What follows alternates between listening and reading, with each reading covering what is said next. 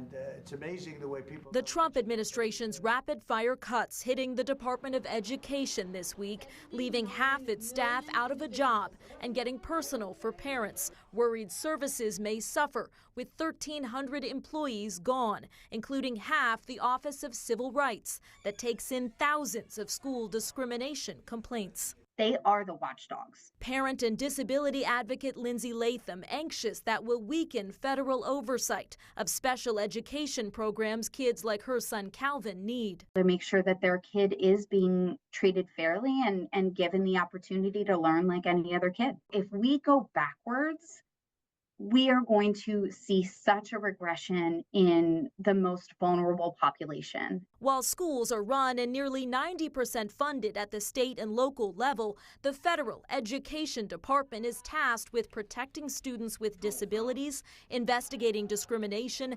helping low-income school districts, and managing higher ed financial aid.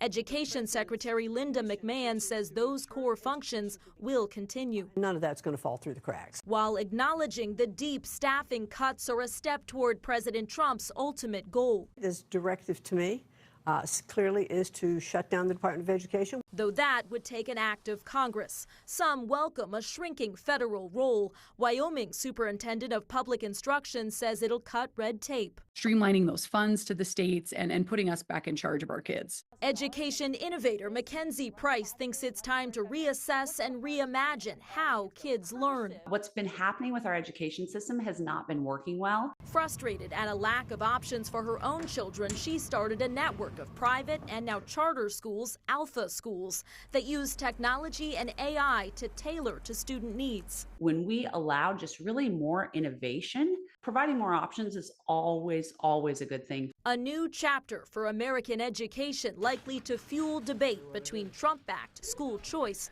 and traditional public school needs. In Washington, Alice Barr, NBC News.